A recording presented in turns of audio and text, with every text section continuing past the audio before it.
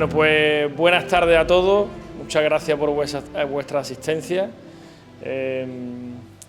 La verdad que estamos en un sitio inusual para hacer una conferencia, estamos aquí en la sacristía, pero no por eso es un sitio digno para que presentemos este interesante estudio que se está realizando en la Hermandad sobre el libro de reglas de 1643. Y yo simplemente voy a dar un detalle muy curioso de este libro de reglas y doy paso aquí a Antonio para hacer la presentación del conferenciante y de la persona que está realizando el estudio de este libro. Nosotros tenemos recogido en nuestro archivo cómo era este libro, las tapas que lo envolvían y que había desaparecido. No sabemos, entendemos que algún tipo de hurto o algo, el libro desapareció de la hermandad. Y cosa del destino, pues hace unos 2 años, en 2023, pues se puso en contacto conmigo un historiador de Canadá, Cal Smith, de Montreal, de la ciudad de Montreal, pues que estaba realizando un estudio de un manuscrito y buscando a través de redes sociales y de internet, pues dio con el perfil de la Santa Caridad de San Lucas y empezó a seguirnos, empezó a leernos y vio varios artículos de los que publicábamos y se dio cuenta que tanto las imágenes que aparecían en el manuscrito, en ese libro de reglas, como los artículos que íbamos publicando, pues eran exactamente igual que el libro que él estaba trabajando. Entonces este señor se puso en contacto conmigo, afortunadamente sabía hablar español perfectamente, un chaval joven con 23 años, estudió 1 año de beca en Valencia, con lo cual dominaba el idioma, mantuvimos una relación durante un tiempo, me pasó las fotografías del libro. Intentamos recuperar el libro a través de la directora de la biblioteca de la Universidad McGill, que es donde se encuentra este libro en la ciudad de Montreal, pero la universidad pues no tiene intención por lo pronto de desprenderse de un libro que era nuestro, que es el libro de reglas, que desapareció, que por lo visto lo compró en los años 20 del siglo XX una empresa neoyorquina, y se lo vendió a la Universidad de Montreal por $200 en 1929, creo que el año, en 1929, en 1928 le vendió el libro de reglas. Desde entonces lo custodió la universidad y bueno, por lo menos sabemos dónde está, que ya ha sido un milagro, porque eso es como encontrar una aguja en un pajar, pero a ver si algún día podemos recuperarlo, hacer las oportunas pesquisas o acciones legales que nos lleven algún día a poder recuperarlo. Lo que sí es bueno que a través de Antonio Romero y de Óscar Franco pues consiguieron el documento digitalizado con una calidad muy buena, con lo cual eso ha permitido que aquí nuestro amigo Luis pues pueda trabajar con el documento y gracias a conocer las dimensiones y conocer todo el contenido con una muy buena calidad informática, pues podamos hacer un facsímil del libro de reglas de 1643 y podamos recuperar ese bien que se había perdido. Así que poco a poco pues vamos llenando huecos de la historia de 584 años de historia desde la fundación en 1441. Hay muchos huecos que todavía nos quedan por rellenar, pero vamos encontrando documentación y se van llenando. Así que sin más, pues le doy paso al presentador y muchas gracias por estar aquí esta tarde.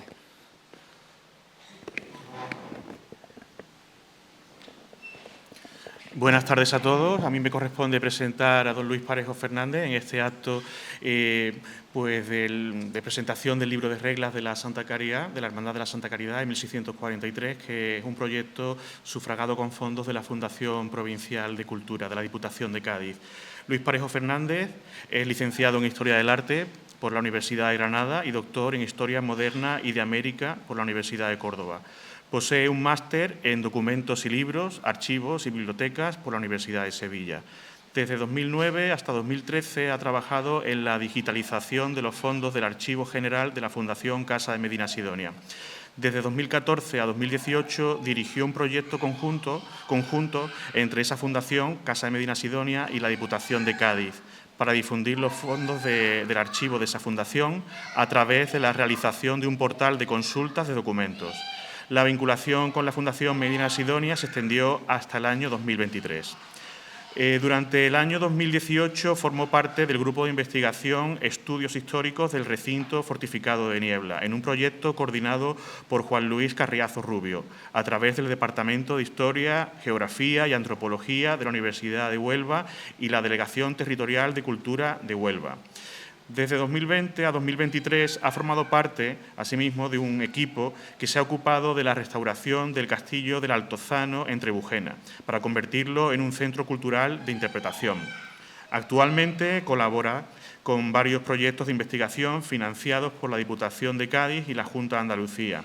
Su trabajo de investigación se centra en la Casa de Medina Sidonia y en otras grandes líneas de investigación, como son la historia de América, la historia de la propia Casa Ducal, la historia del Bajo Guadalquivir y la historia económica a través del análisis de la administración, la fiscalidad y las rentas, la historia del derecho y de la navegación.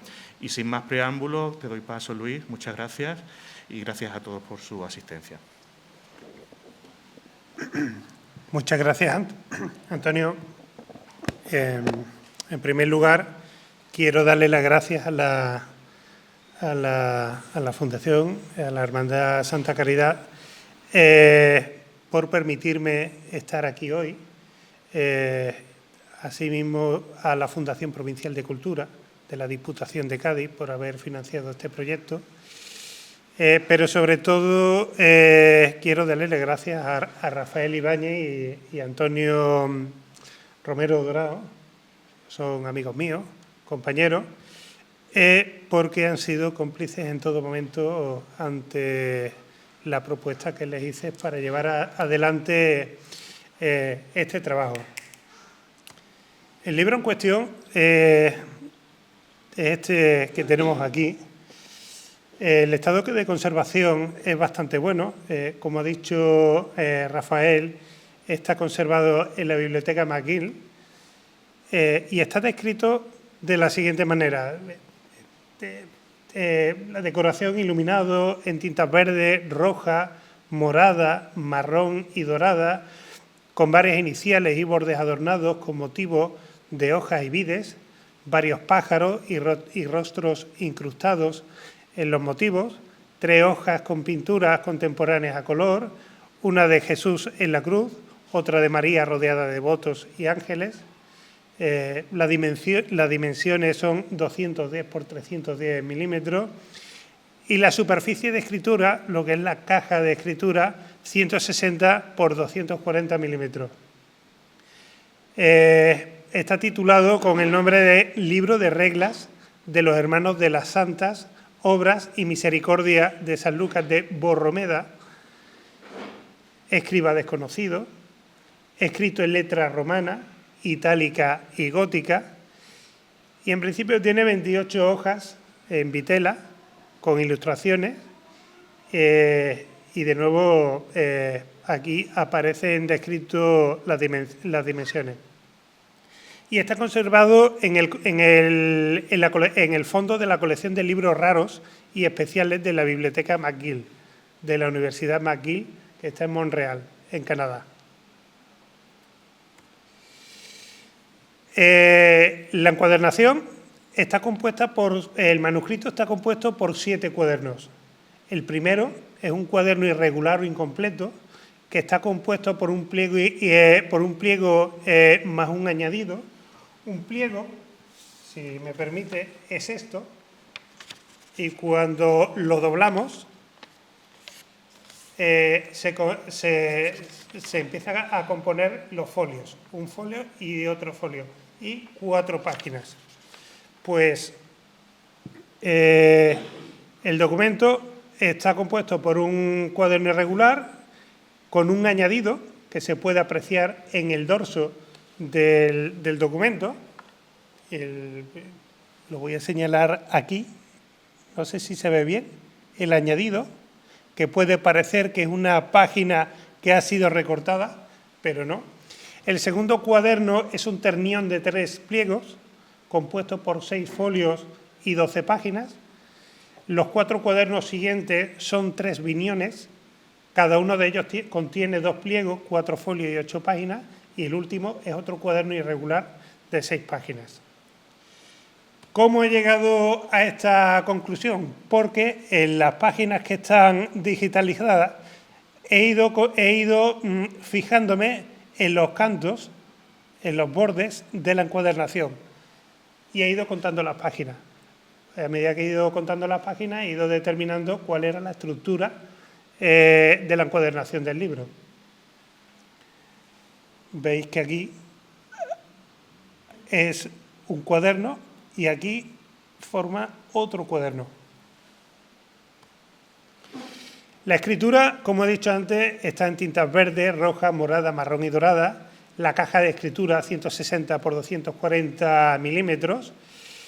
Las páginas presentan perforaciones para delimitar la caja del texto y el pautado en principio no es visible. Y digo en principio porque solamente en una página he conseguido determinar ciertos restos del pautado y ciertas correcciones del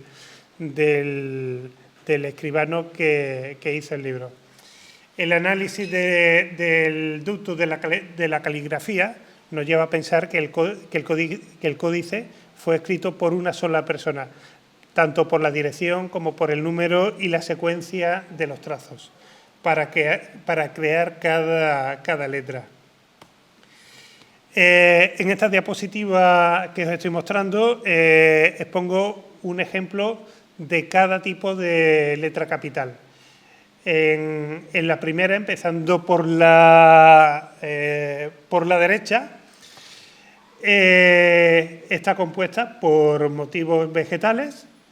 En la segunda se puede ver aquí la cara, como el artista, el pintor que ha iluminado el manuscrito ha hecho aquí una cara. Y en la tercera letra capital se pueden ver motivos animales, más que animales, pájaros. ¿Vale? El análisis iconográfico me ha llevado a descubrir, inserto dentro del texto, un monograma formado con las letras entrelazadas del nombre de Jesucristo, utilizado como abreviatura IHS, que sin embargo también forma la expresión latina Iesus hominum salvator, que traducido al castellano se entiende como Jesús Salvador de los hombres. Esta expresión está relacionada con el principio básico de la hermandad de la Santísima Trinidad, que es la atención a la asistencia y a los pobres. La atención, la asistencia a los pobres y a los enfermos. Y además, este monograma se encuentra en la palabra primeramente. ¿Veis cómo está aquí escrito? Aquí he hecho un retoque fotográfico para que se lea perfectamente la palabra primeramente. Primeramente, ¿por qué? Cristo como lo primero de todo. Cristo ante todo, es lo primero. O por lo menos la interpretación que yo le doy al lugar donde está este monograma. Pero también está el monograma de la Virgen. Y está el monograma de la Virgen conformado con las letras A y M para el nombre de María. Cuando el monograma hace referencia a las letras A y M, significa la expresión latina auspice María, que significa bajo la protección de María. Entonces estamos ya conformando lo que es un poco el retrato de lo que es, de lo que va a ser la hermandad, o de lo que es la hermandad, bajo los elementos iconográficos que se utilizan a la hora de hacer el códice. Hay más. Esta es la página donde está inserto en el primer cuaderno la iluminación de Cristo muerto en la cruz. Como podemos ver, el cielo aparece cubierto de nubes oscuras, un fondo dramático, la cruz iluminada en tonos azules y morados, como si estuviese anocheciendo, hace referencia a la pasión, pero también es la luz redentora que emana de Cristo como signo de la salvación. A los pies nos encontramos a 4 personajes. Uno de ellos porta lo que parece ser una lanza, que se podría identificar como la lanza de Longinos, o Longinos con la lanza. Sin embargo, no es Longinos, porque no es una lanza lo que sostiene uno de los personajes, sino un bastón. Es un bastón, y es un bastón de mando. Y luego las vestiduras de los personajes no son hábitos de ninguna orden religiosa, son vestiduras de hombres de la calle. Están sus chaquetas, los colores que visten, y luego también están los rostros. Son rostros que están personalizados. No son rostros que estén idealizados, sino cada uno se puede identificar perfectamente. ¿Quién pienso yo que son estos personajes? Pues son el prioste, el hermano mayor y el tesorero y el escribano. O por lo menos son las personas que ostentan los cargos de mayor responsabilidad en la hermandad, en la cofradía. El crucificado, por lo tanto, no es únicamente un motivo devocional, sino también es una alegoría visual de la hermandad, que se representa a sí misma bajo el signo de la pasión y proyecta la identidad institucional en la doble clave de la penitencia y de la caridad. Colocar a los hermanos arrodillados bajo la cruz significa que se reconocen como siervos del crucificado y que su labor caritativa se hace en nombre de Cristo. En la imagen que tenemos en la iluminación de la Virgen de los Desamparados ocurre más o menos lo mismo. Tenemos 3 cabezas de querubines, los brazos extendidos, una cubierta con el manto azul forrado con púrpura, sostenido desde lo alto con los ángeles. Hace una alusión a su clara condición de reina de los ángeles, de los cielos, e inmaculada. Madre protectora que emana, que ampara bajo su manto a los cofrades, a los clérigos, a los pobres y a los necesitados. Esa es la imagen que yo veo que está dando la hermandad, que yo veo que quiere dar la hermandad. ¿Y quiénes son las mujeres que están a los pies de la Virgen? Pues son mujeres que tampoco visten con hábitos de ninguna orden religiosa. Son mujeres de la hermandad. Probablemente sean las mujeres de los hermanos de la hermandad. Nuevamente vemos aquí a una mujer portando un bastón. ¿Y eso qué quiere decir? Pues bajo mi punto de vista está hablando de una jerarquía dentro de la hermandad, una jerarquía femenina, una sección femenina. Pero claro, ahora veremos que en el cuerpo de ordenanza los hermanos que forman parte de la hermandad son 300.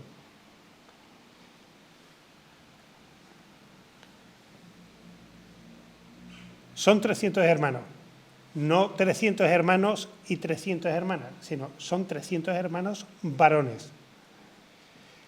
Cada uno debía de pagar 3 ducados de entrada y si estaban casados, 6. O sea, de alguna manera se reconoce que las mujeres forman parte de la hermandad.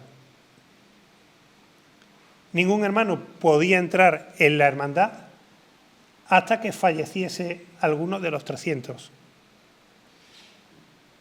Hay numerosos capítulos que detallan la obligación de los hermanos de velar y de acompañar a los pobres desamparados, a los enfermos, asistirlos en sus necesidades y recogerlos en el Hospital de la Hermandad, en el Hospital de la Santísima Trinidad. 584 años tiene la hermandad. Anoche estaba yo hablando con mi madre. Yo no sabía que mi abuela había sido hermana de la hermandad. Lo fue. Y conmueve cómo después de 584 años la hermandad sigue asistiendo a los hermanos que están a punto de fallecer. Mi abuela falleció durante la pandemia, no del COVID, pero ahí estuvo la hermandad asistiendo a mi familia y asistiendo a mi abuela. Luego le dieron una misa de difuntos y al año una misa por los hermanos que habían fallecido. Esto ya se hacía en 1441. Es una cosa que hay que tenerla muy en cuenta y hay que alabarla, porque son 584 años dedicándose a lo mismo, asistiendo a los que lo necesitan y no descuidando a los hermanos. También se preveía una ayuda para los presos que no tenían recursos, para las huérfanas que no tenían dinero para la dote y para los cautivos, conforme a las rentas que tuviese disponibles la hermandad. Y luego, lo que era el hospital. En 1634 disponía de 4 camas para refugio de los, y cito textualmente, pobres pasajeros y los enfermos que se quedan por las calles y que los tales enfermos no estén más de 3 días. Tenemos que tener en cuenta que en 1643 la población de San Lucas estaba compuesta por más de 4.000 personas. Y eso solo en días normales, porque cuando la flota de India llegaba al puerto de Zanfanejos o al puerto de Barrameda y comenzaba a preparar su partida o llegaban, la población se multiplicaba. Se multiplicaban porque venían los comerciantes de Cádiz, venían los comerciantes de Sevilla, estaba la tripulación y luego estaban los pasajeros. O sea que la población se multiplicaba y las labores de asistencia se multiplicaban. Cargos. Que había un proveedor que debía de asistir y presidir todas las juntas generales y particulares. Tenía la obligación de estar presente a la hora de ajustar las cuentas. Mandaba a los hermanos que asistiesen a aquellos que considerasen oportunos en las labores de caridad. Proponía asuntos y firmaba decretos y libranzas y cosas de importancia de la hermandad. Probablemente era la persona encargada, esto no lo dice el libro de reglas, pero sí una interpretación que yo hago, era la persona encargada de representar a la hermandad en el cabildo de San Lucas o en el palacio ducal, cuando tenía alguna reunión con el duque. También había un hermano mayor que era la persona que sustituía al proveedor cuando éste no se encontraba, un mayordomo que tenía las competencias económicas y logísticas, custodiaba los bienes materiales de la hermandad y estaba obligado a acudir a todas las obras que se hiciesen y a revisar las cuentas de gastos. También organizaba los entierros de los pobres mandando a los muñidores de la hermandad. Los muñidores eran las personas que se encargaban de preparar a los fallecidos para darles un entierro con dignidad. Porque era importante no solamente intentar salvar el cuerpo de la persona en vida, por eso se le daba asistencia en el hospital, sino también salvar su alma. Por eso era importante la labor del mayordomo, del muñidor y de los hermanos. Estaba el tesorero, que yo creo que es evidente, que se encargaba de llevar las cuentas de la hermandad, las cuentas de ingresos, de gastos y de deudas, si las tenían, y todo eso debía de estar recogido seguramente en un libro de cuentas, que probablemente sería con toda seguridad libro de cargo y data. Aparte, había 24 diputados que supervisaban la asistencia a los pobres y a los enfermos, y un escribano encargado de dar fe de las escrituras a la hora de registrar los acuerdos que se estableciesen en esas juntas, en esos cabildos. En el propio libro de reglas hay varios capítulos donde se insiste en que los cargos deben elegirse con rectitud, sin favoritismos, y se establecen además turnos y limitaciones. ¿Esto por qué se hace? Para evitar que se formen grupos de poder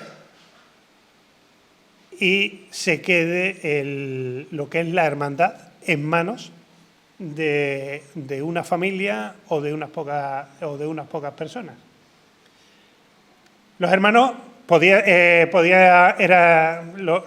la hora de elegir los hermanos podían ser sacerdotes y ciudadanos normales, pero para los cargos de mayordomo y tesorero tenían que elegirse entre hombres de Hacienda.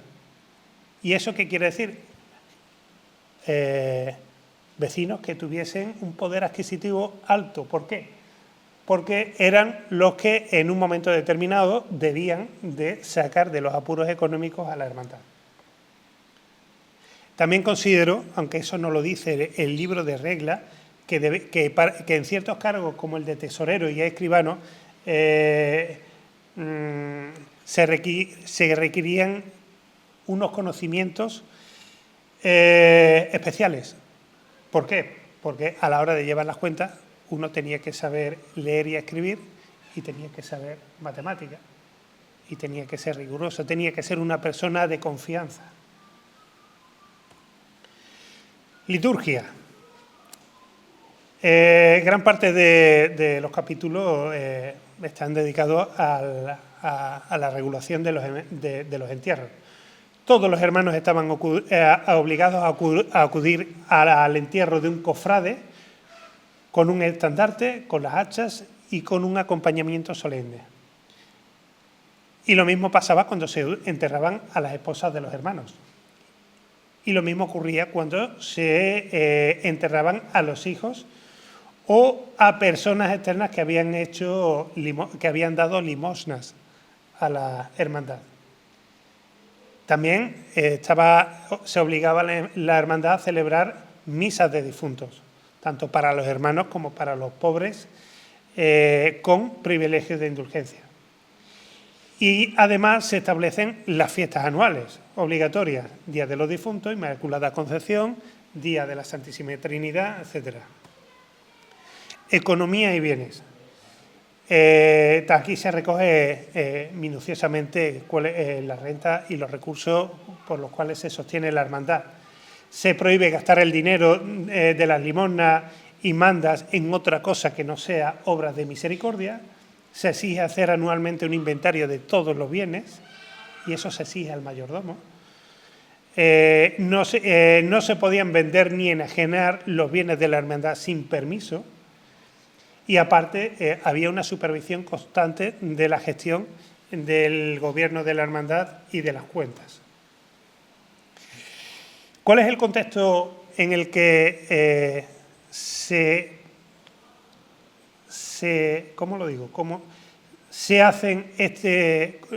la hermandad decide crear un nuevo libro de reglas? Pues el contexto es la conjura del noveno duque de Medina Sidonia contra la corona, la posterior incorporación de Sanlúcar a la corona, eso ocurre en 1645, es una época difícil para la Casa Ducal, es una época complicada para la ciudad, porque el gobierno de la ciudad cae en manos de de Bartolomé Morquecho, y la ciudad empieza a resentirse económicamente, comercialmente, de la fechoría que había cometido el 9º duque de Medina Sidonia a la hora de rebelarse contra el rey. Y lo que hace la hermandad es adaptarse a las circunstancias. ¿Cómo lo hace? Pues evidentemente adaptando las antiguas reglas que tenía la hermandad con unas nuevas. Claro, yo hablaba antes de la mujer en la hermandad. No son protagonistas en los capítulos, aparecen de pasada. Se incluye, como he dicho antes, en el entierro solemne de las esposas, se contemplan ayudas para casar a las huérfanas, hay disposiciones específicas sobre las madres de los sacerdotes, de los hermanos, algunas gozan de prerrogativas para no pagar la entrada, pero yo sigo viendo aquí un bastón de mando. Y eso me hizo pensar en las escrituras de fundación de 1441. Las escrituras de fundación hacen alusiones, constantes alusiones a los hermanos cofrades y a las hermanas cofradas. No tiene una relevancia, no son hermanos de calidad, me refiero a las mujeres, pero sí tienen mucha más presencia dentro de las ordenanzas de la escritura, que aparecen en las escrituras de fundación de 1441. Y claro, la escritura de fundación, lo primero que aparece es la advocación de la Santísima Trinidad, Padre, Hijo y Espíritu Santo, que es el pilar central de la fe y de la vida cristiana, puesto que es la esencia de Dios en sí mismo. Y estos valores están relacionados con la Santísima Trinidad, como son el amor, la comunión y la caridad.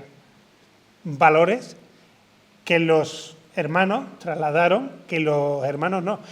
fundadores trasladaron al ideal hospitalario de la hermandad. No lo he dicho, pero bueno, se sabe. Los fundadores son don Alfonso Fernández de Lugo y doña Catalina. En las escrituras de fundación se aluden al apóstol Pablo y al evangelista Mateo, que son dos de los pilares de la tradición cristiana. La combinación de los pasajes que aparecen en las escrituras de San Pablo y San Mateo no es casual. Con Pablo, la hermandad se apoya en la enseñanza apostólica que presenta la caridad como virtud interior, permanente y necesaria para todo cristiano. Con Mateo se apoya en la palabra de Cristo, que traduce esa virtud en acciones concretas y visibles en la vida diaria. Las escrituras de 1441 recogen que la hermandad, que la cofradía solamente podía estar compuesta por 24 cofrades varones. La cuota de entrada son 100 maravedíes. Y si están casados, su mujer tenía que pagar otros 100 maravedíes. Y además tenían que pagar otros 100 maravedíes para candelas y ornamentos. Además, la hermandad admitía a las viudas de los hermanos pagando 50 maravedíes. Los cargos que regían en aquel momento la cofradía estaban compuestas por un mayordomo y 2 priostes, que se elegían anualmente. Y económicamente, para que económicamente se mantuviese la hermandad, el matrimonio dota a la cofradía con unas casas que estaban en el arrabal de la mar, con todo lo alto y lo bajo, donde había 7 cámaras para acoger a los pobres y un altar con todos los ornamentos para celebrar misa. Y aparte, dota con 1.000 maravedíes anuales para el mantenimiento de la hermandad y el hospital. Y esos 1.000 maravedíes los pone dotando a la hermandad con unas casas que estaban adosadas al hospital para que fueran arrendadas. Y además se detalla el tipo de moneda que se utiliza. Y se detalla por qué. Porque el matrimonio no quiere que la hermandad deje de cobrar lo que tenían en mente, que eran esos 1.000 maravedíes anuales, porque querían evitar la inflación, la devaluación de la moneda que se producía por las maniobras que la corona de vez en cuando hacía a la hora de evaluar el valor de cada moneda. Claro, yo pongo aquí este mapa porque me pregunto por qué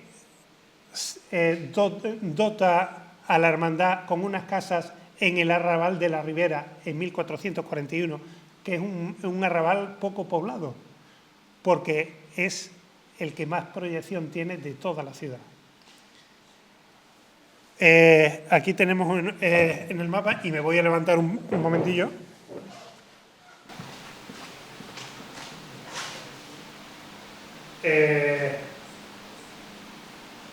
La iglesia de la Trinidad y el hospital está aquí y se sitúa en la calle Larga o la calle Real. Esta calle es la más importante que tenía San Lucas en el siglo XV y la primera mitad del siglo XVI. Cuando escuchéis en San Lucas que la calle más importante era la calle de los Bretones, no. Esta era la calle más importante, no lo digo yo, lo dicen las actas capitulares.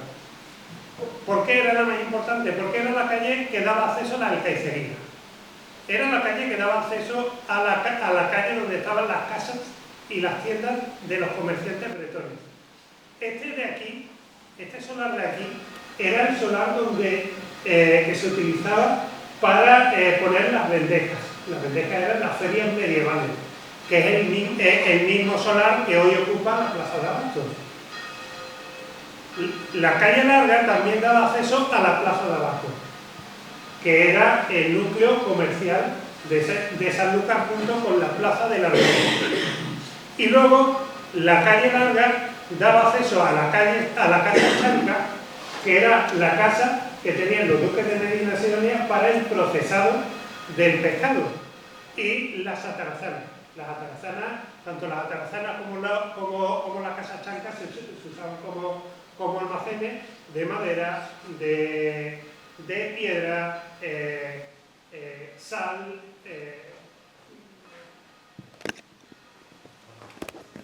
Gracias. Madera, piedra, sal, pero también en las atarazanas se construían barcos. Y aparte, la calle Larga conducía hasta el puerto de Barrameda, hasta el lugar de Barrameda. Puerto de Barrameda, que a principios del siglo XVI comenzó a cambiar su denominación por Puerto de Bonanza. Por lo tanto, no está no es ninguna tontería la ubicación donde está el hospital, porque no es lo mismo que estuviese en el barrio alto las casas y el hospital que en el barrio bajo, porque una tienda que estuviese en la plaza alta no valía lo mismo. El arrendamiento de una tienda que estaba en la plaza alta no valía lo mismo que si estaba en la plaza baja. Claro, aparte, yo aquí señalo arrabal del Pozo de Amarguillo, arrabal de la Puerta de Jerez, arrabal del Pozo Redondo, arrabal de la Balsa, arrabal de la Ribera, y dentro del arrabal de la Ribera encontramos Collación de Madre de Dios, que por cierto, mi amigo Manolo Parodi el otro día dijo en Radio Esquina que aquí estaba la judería. Él mismo reconocía que no había pruebas arqueológicas y tampoco había pruebas documentales que sostuviese esa afirmación, pero lo dijo, lo defiende. Yo ese tipo de afirmaciones no las hago si no hay pruebas arqueológicas o no tengo pruebas documentales que lo sustenten. Lo digo porque eso no es historia, eso no es divulgación, eso es una opinión gratuita y personal. Pero lo digo para que no haya confusión. Aquí, en el siglo XVI, aunque yo no haya señalado las casas, porque este plano que yo he hecho es de principios del siglo XVI, aquí había un barrio y no era una judería. Y aquí estaba la collación de la Trinidad. ¿Y eso qué quiere decir? Eso quiere decir que el hecho de que una zona de San Lucas se llame como tu hospital es prestigio. No es otra cosa, eso es prestigio. Además, la calle larga, la calle real, también recibía el nombre de calle de la Trinidad o calle de la Mar, lo que hoy en día es la calle Baños y la calle Regina. Aquí en las actas capitulares tengo dos documentos que hablan sobre la división administrativa de la villa en aquellos años. Y en el detalle pone demarcación de los barrios de la ciudad y en uno de ellos, Alonso Cordero, regidor, tenga a cargo de visitar la collación de la Trinidad.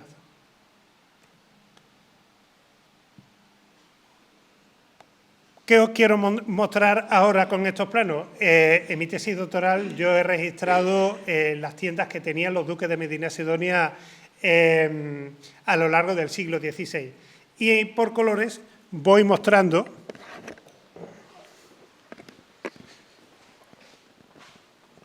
aquí se ve el quesería, se ve el lugar de la Vendeja, se ve en rosa el lugar donde estaba la tienda de los bretones, la plaza de abajo, la casa de las mujeres y algunas tiendas que tenían en la plaza de la Ribera. Conforme va pasando el tiempo, aquí hay algunas tiendas que los duques tenían en lo que es la actual calle Ancha y aquí que marco es donde estaba la aduana. Aquí arriba estaban las escribanías públicas, Pósito y Alhóndiga. Y en este otro mapa vemos cómo a mitad del siglo XVI el número de tiendas aumenta aquí y aquí.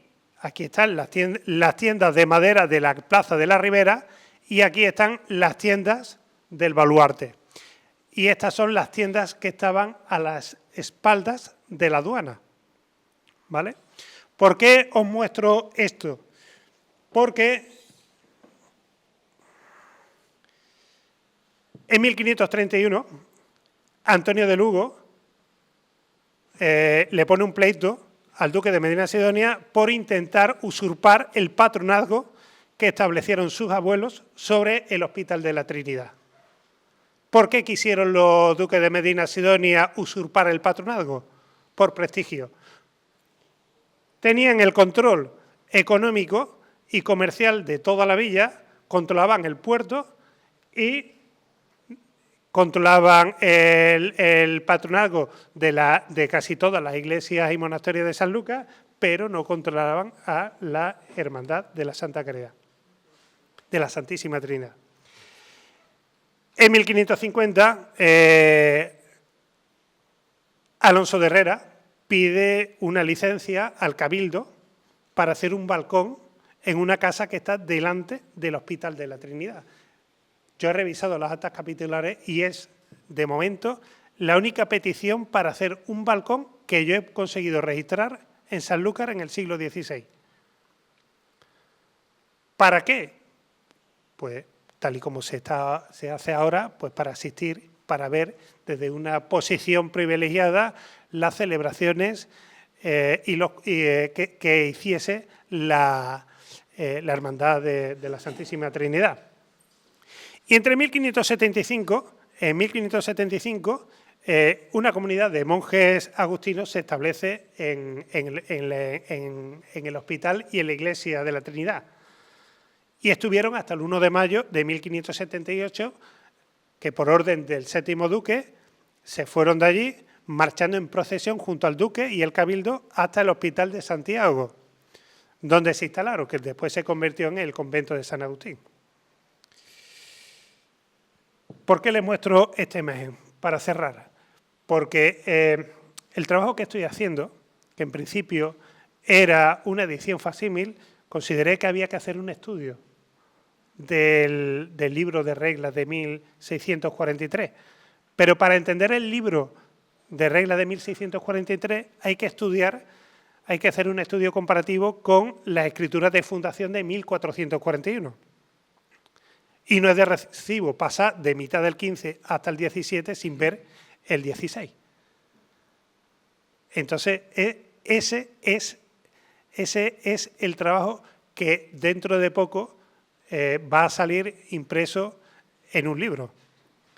Y no solamente eso, sino que mi intención es hacer un estudio comparativo entre el libro de reglas de San Lucas con los libros de reglas de Sevilla y de Cádiz para ver si hay algún tipo de analogía, tienen elementos en común, que seguro que los tienen, en cuanto a atención a los más necesitados, fórmulas, capítulos. En definitiva, este es el trabajo que estamos haciendo. Yo no quisiera terminar sin recordar y darle el valor que se merece pues, el trabajo que han hecho otros compañeros antes que yo, Manuel Toribio, que sacó esta publicación, las transcripciones que hizo Luis García Garrido y Manolo Romero Tallafigo, profesor mío, maestro, y también López de Quileta, Javier, que fue compañero mío de máster. Una labor de investigación que hay que reconocer, no solamente la de ellos, sino también la de mi amigo Antonio, que cuando encuentra algún dato me lo pasa. Hay veces que nos tiramos un par de horas debatiendo sobre lo que estamos encontrando para darle la interpretación adecuada. La generosidad, siempre generosidad de Óscar Franco, siempre está ahí para todo, como fotógrafo, como investigador. Y, cómo no, pues darle las gracias a la Fundación Santa Caridad y a la Fundación Cultura de la Diputación de Cádiz por haber permitido financiar este proyecto. Espero, y muchas gracias a vosotros por su atención y asistencia. Espero que os haya gustado. Muchas gracias.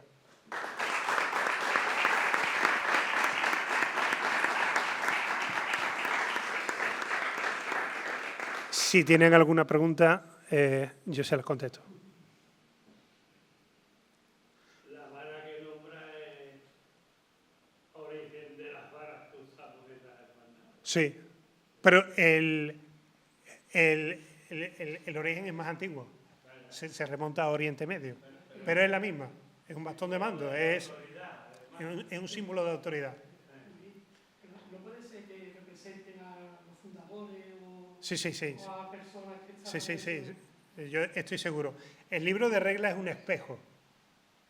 Es un espejo de la hermandad.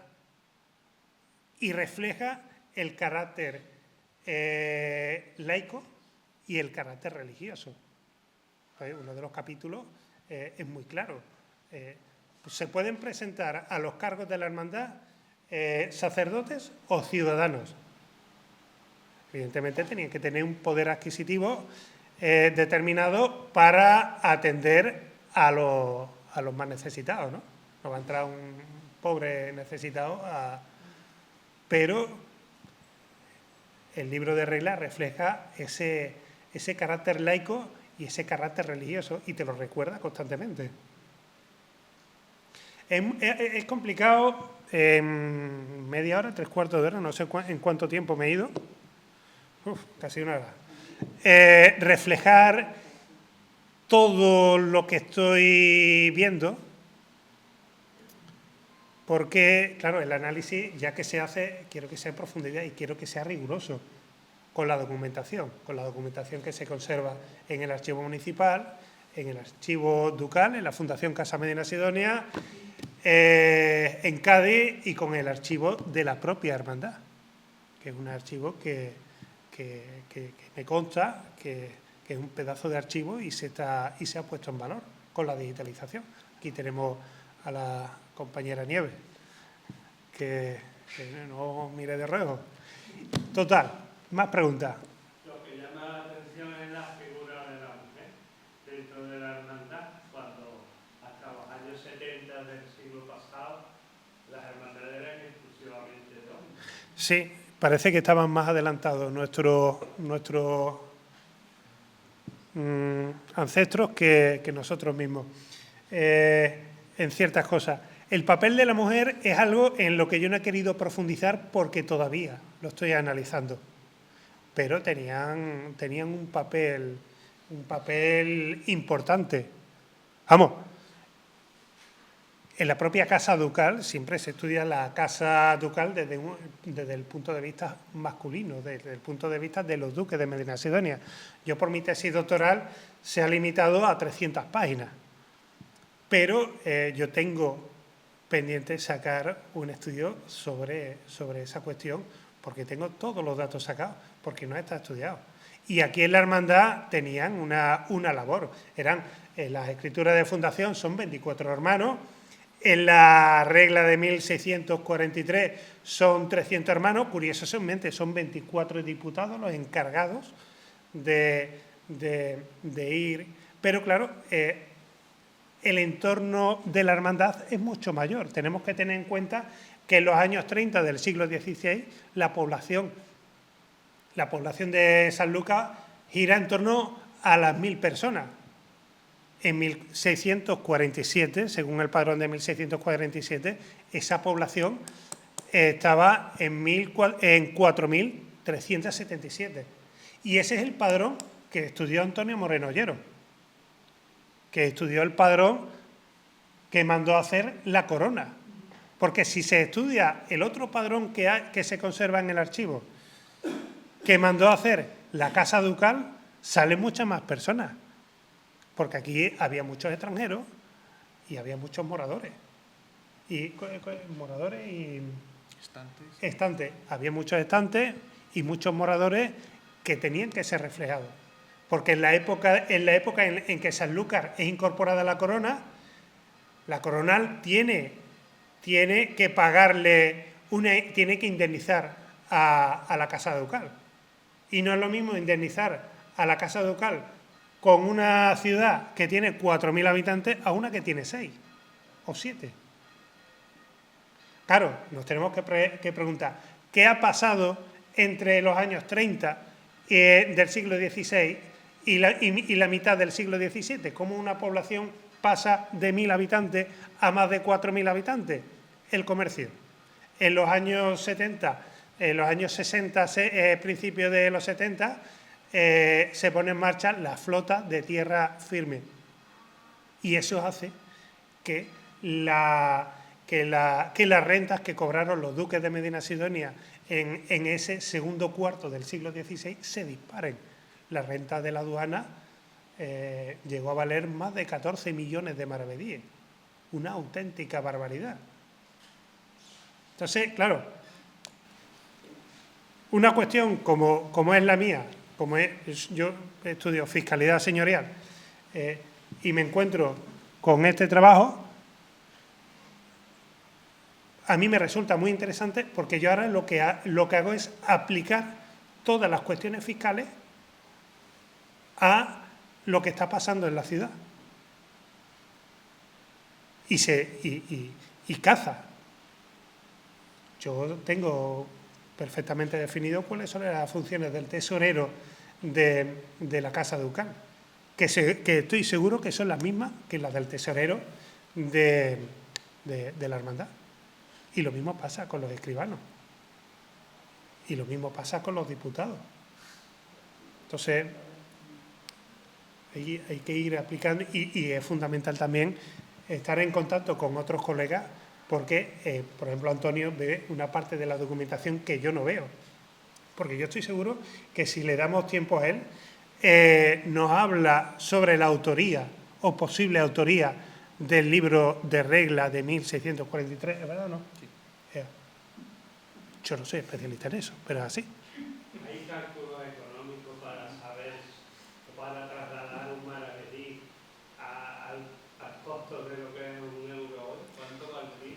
Sí, yo no sé hacerlo ahora mismo, pero un maravedí eran 365 ducados.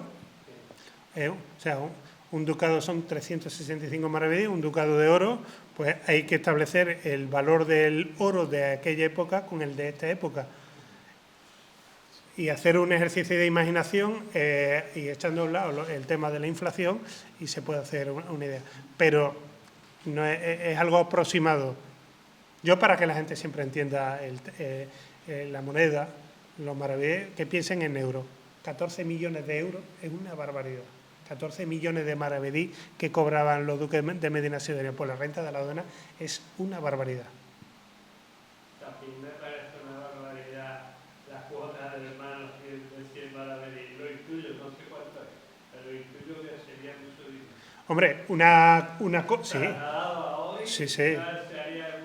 Claro, bueno, 100 euros, tampoco es tanto.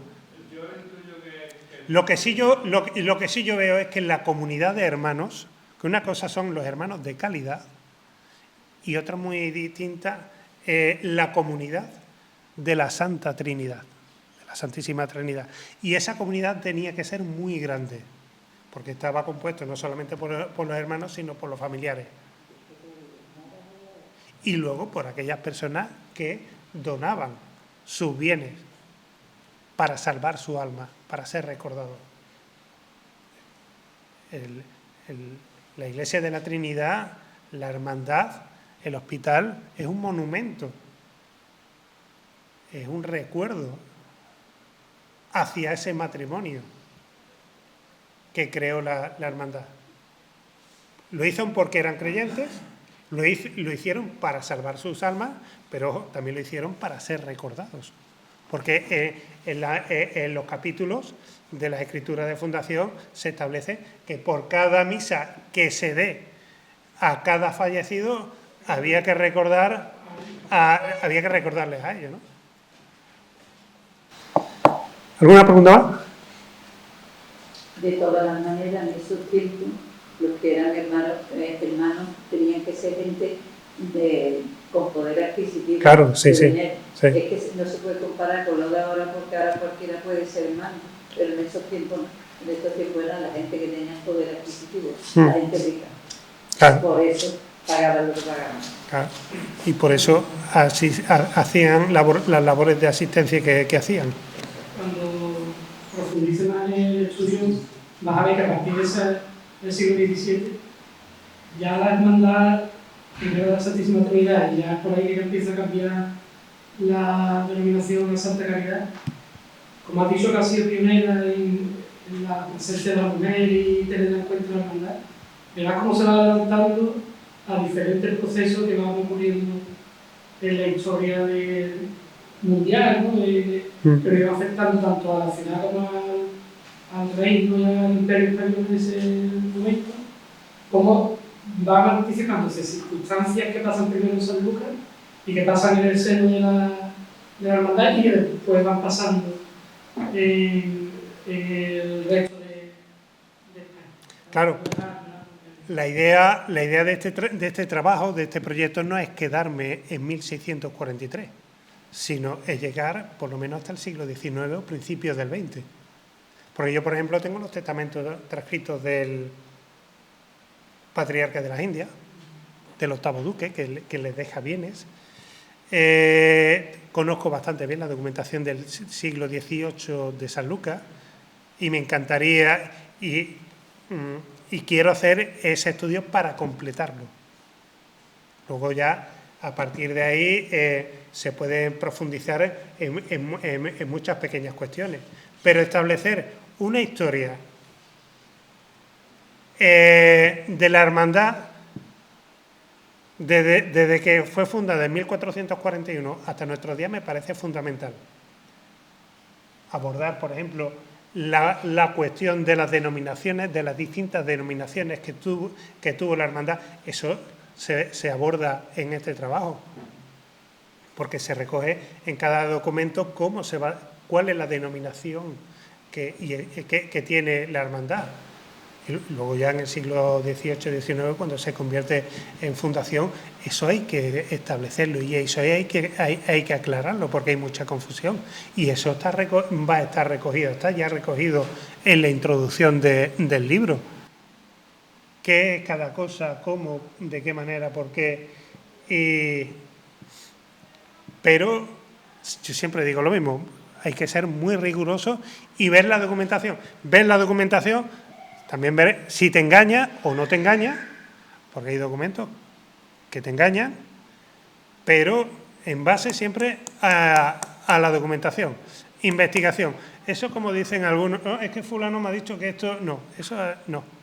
Yo lo tengo que ver en un documento y si lo veo en el documento, negro sobre blanco, entonces nos sentamos y lo analizamos. Yo no he analizado aquí ni la mitad de... Porque cada capítulo es para dedicarle un buen párrafo. Esta gente no establecía nada en sus ordenanzas, nada gratuito, todo tenía un porqué. Ya habéis visto los monogramas.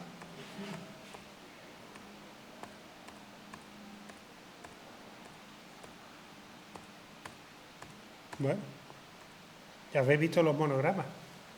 Yo cuando lo vi me quedé, ¿te acuerdas que te llamé? Digo yo, mira qué detalle he descubierto, no es una cuestión baladí, no es un detalle gratuito. Todo es por algo, todo está pensado. Y sobre todo el libro es un espejo de lo que es la hermandad. La vocación, las referencias a San Mateo y San Pablo, las pinturas, tanto del Cristo crucificado como la de la Virgen de los Desamparados, que por cierto son dos imágenes que hoy no se conservan, pero que yo estoy seguro que fueron las imágenes que tenía la hermandad en su momento, porque la que... El crucificado estuvo en la Trinidad hasta los años 20 y cuentan los hermanos de los Dolores que lo quemaron porque estaba muy deteriorado. La barbaridad que se hacía en él. Y la Virgen de los Desamparados, que es verdad que la vocación es anterior a la imagen que tenemos aquí en la iglesia, de 1691, pero ya en estas reglas aparece ya en 1645 la vocación a la Virgen. Claro. No sé si un cuadro o una imagen, Pero si te fijas, las posturas son las dos. Son muy parecidas. La joven está ahí y está igual que la mujer, y el hombre está ahí y está igual que el hombre. Y luego las vestiduras. Sí. Pues yo, por ejemplo, tengo escrito un capítulo de un libro sobre la historia del escudo de San Lucas, sobre la caridad, la imagen de la caridad, la primera imagen que se conserva de la caridad, que está en el archivo ducal, en la Fundación Casa Medina Sidonia, y aparece vestida de blanco, con un traje de lino. Nadie ha escrito, bueno, Fernando Cruz escribió un artículo sobre la iconografía de la Virgen de la Caridad, pero no habló sobre ese asunto. ¿Por qué se viste a la Virgen de la Caridad de esa manera, de blanco? Pureza, pobreza, transmitir pobreza, no es una Virgen de la Caridad tal y como la tenemos ahora, enjollada, no hace honor a la vocación de la caridad. Pero... pues listo. Pues ya nos veremos cuando ya tengamos el libro, nos veremos por aquí y lo podréis disfrutar. Muchas gracias por la asistencia. Hasta luego. Lo pongo de estos lados y